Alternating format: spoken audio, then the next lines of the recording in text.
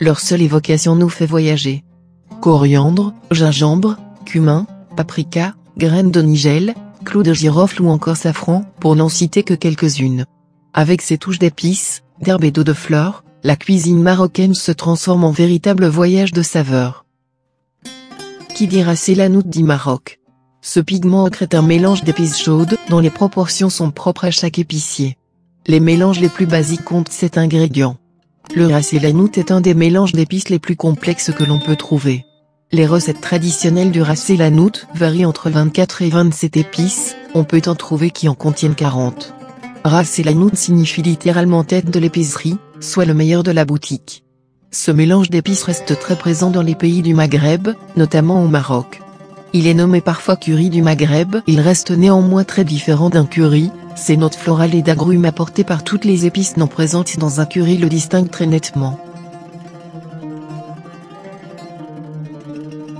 En cuisine, il va de soi que le ras el hanout s'utilisera dans vos couscous et tagines.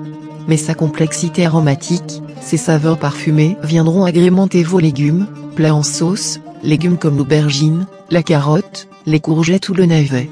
Il entre également dans la composition de certains desserts comme les fekka originaires du Maroc.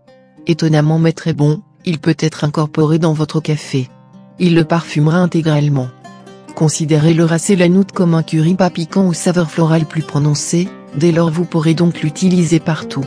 L'origine du mélange ras el hanout semble inconnue mais on en trouve les usages au Moyen-Âge principalement au Maroc. Il était le reflet de la fine gastronomie marocaine que l'on retrouvait dans les villes royales. Le pouvoir des épices est immense, à l'image de leur champ d'action.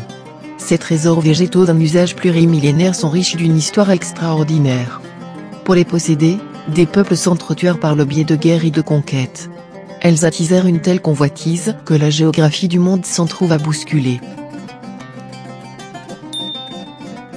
La variété des plats de la cuisine marocaine est le reflet de l'histoire du pays et des différentes populations qui s'y sont installées et ont donné naissance à une cuisine extrêmement riche, avec 3 grandes influences culinaires arabes, turques et andalouses. Dans les pays chauds, la chaleur altère l'appétit. Alors les épices aident à la digestion et donnent plus de plaisir au repas. Mais pas seulement, un grand nombre d'épices étaient employées autrefois en médecine. Leur arôme stimule le goût et l'odorat.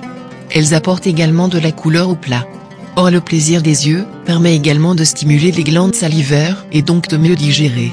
Subtiles et envoûtantes, leurs saveurs nous emportent et nous font voyager jusqu'à l'autre bout du monde.